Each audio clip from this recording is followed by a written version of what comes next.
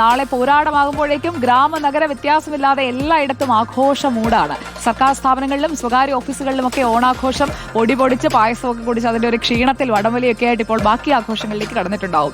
നമ്മൾ വിപണിയിലേക്ക് എത്തിയാൽ കടകളിലൊക്കെ തിരക്കോട് തിരക്കാണ്. പൂ മാർക്കറ്റിലും പച്ചക്കറി മാർക്കറ്റിലും എല്ലായിടത്തും കച്ചവടം തകൃതിയായി നടക്കുന്നുണ്ട്. മാവേലിയെ വരവേൽക്കാനായിട്ടുള്ള മലയാളിയുടെ ഒരുക്കങ്ങൾ എവിടെ വരെ എത്തി നോക്കാം.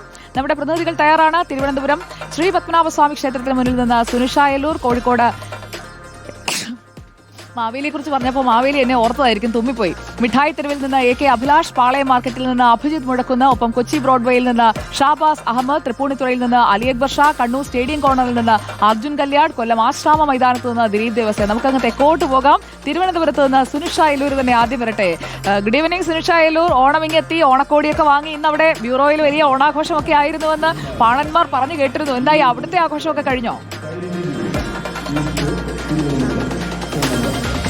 സുജിയ, ആഘോഷം കഴിഞ്ഞിട്ടില്ല, തുടങ്ങിയിട്ടേ ഉള്ളൂ എന്നുള്ളതാണ്. ഏതായാലും ആഘോഷം ഇങ്ങനെ പൊട്ടിക്കുന്നുണ്ട്. പക്ഷെ സുജിയ നേരത്തെ പറഞ്ഞ പോലെ ആളുകൾക്കൊക്കെ അറിയണമല്ലോ പുറത്തെങ്ങനെയാണ് ആഘോഷം എന്നുള്ളത്. അതുകൊണ്ട് നമ്മളുകൂടി പുറത്തേക്ക് ഇറങ്ങിയതാണ്. വിപണിയിലൊക്കെ ആളുകൾ എത്തി തുടങ്ങിയിട്ടുണ്ടോ? ഇനി പറഞ്ഞതുപോലെ പൂരാടമാണ്, പിന്നീട് ഉത്രാടമായി, ഇനി തിരുവോണമായി, അങ്ങനെ ആഘോഷങ്ങളിലേക്ക് കടക്കുമ്പോൾ എങ്ങനെയുണ്ട് എന്നുള്ളതാണ്. നമ്മളുള്ളത് പത്മനാഭസ്വാമി ക്ഷേത്രത്തിന് മുന്നിലുള്ള സ്ഥലത്താണ്. നമുക്ക് കാണാൻ കഴിയും നിരവധി ആളുകളാണ് എത്തിക്കൊണ്ടിരിക്കുന്നത്. സുജിയ, ഒന്ന് കുട്ടികൾക്ക് അവധി തുടങ്ങിയിട്ട് കഴിഞ്ഞ ദിവസം തൊട്ട് അവധി ഇങ്ങ് തുടങ്ങിയിട്ടുണ്ട്. അതുകൊണ്ട് തന്നെ മക്കളുമായി പുറത്തേക്ക് ഇറങ്ങുന്ന നിരവധി ആളുകളെ കാണാൻ കഴിയും. അതേ രീതിയിൽ തന്നെ വിവിധ സാധനങ്ങൾ വാങ്ങാനായി എത്തുന്ന ആളുകളെയൊക്കെ കാണാൻ കഴിയും. ഇവിടുത്തെ സംബന്ധിച്ചിടത്തോളം നമുക്ക് കാണാം ഒരുപക്ഷെ വേണ്ടതെല്ലാം തന്നെ ഇവിടെ കിട്ടുമെന്നുള്ളതാണ്. അതായത് ഒരു ഭാഗത്തുകൂടെ നടന്നാൽ തന്നെ കൃത്യമായി വസ്ത്രം വാങ്ങണമെങ്കിൽ വസ്ത്രം വാങ്ങണി, ബാഗ് വേണോ, ചെരുപ്പ് വേണോ, പൂക്കൾ വേണോ, അങ്ങനെ എല്ലാം ഒരേ ഇടത്ത് തന്നെ കിട്ടുമെന്നുള്ള ഒരു പ്രത്യേകതയുണ്ട്. അതുകൊണ്ട് ആളുകളൊക്കെ ഇങ്ങനെ വന്നു തുടങ്ങിയിട്ടുണ്ട്. ഒരുപക്ഷെ ഉച്ചക്കത്തെ ഭക്ഷണമൊക്കെ കഴിഞ്ഞ് ആ ഒരു ആലസ്യത്തിൽ ഇങ്ങനെ വരികയാണ്. ഇനിയൊരു 5 മണി 5:30 ആവുന്ന സമയത്തേക്കും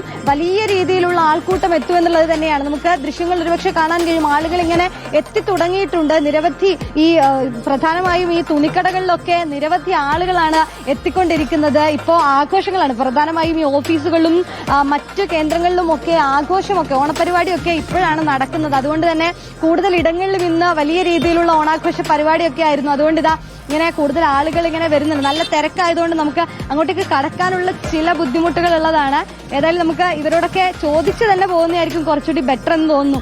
ചേച്ചി, ഓണമൊക്കെ എങ്ങനെയുണ്ട് ചേച്ചി? എല്ലാവർക്കും നല്ല മടിയാണ് സംസാരിക്കാൻ തോന്നുന്നു. ചേച്ചി, ഓണമൊക്കെ എങ്ങനെയാണ്? സൂപ്പർ. സാധനം വാങ്ങിക്കാൻ വന്നതാണോ ഓണത്തിന്? പർച്ചേസിംഗ് എല്ലാം വാങ്ങിച്ചു ചേച്ചി? ഇതൊക്കെയാണ് പ്രധാനമായിട്ട്. എന്താണ് പ്രധാനം?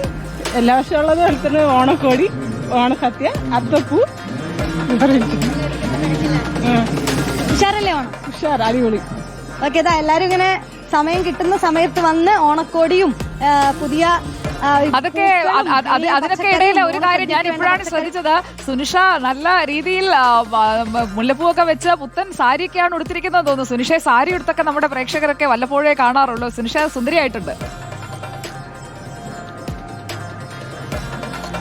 Thank you. ഏതായാലും നമ്മുടെ ഓഫീസിലും ഓണാഘോഷം ആയതുകൊണ്ട് ചെറിയൊരു മാറ്റമാവാന്ന് വിചാരിച്ചിട്ടാണ്. സ്വാഭാവികമായിട്ട് എപ്പോഴും കാണുന്ന രീതിയിലേക്ക് വേണ്ട, ചെറുതായിട്ടൊരു സാരിയൊക്കെ എടുത്ത് വരാമെന്ന് വിചാരിച്ചു. അതാണ് ഫാൻസിന് അതാണ് ഇഷ്ടമെന്ന് തോന്നുന്നു.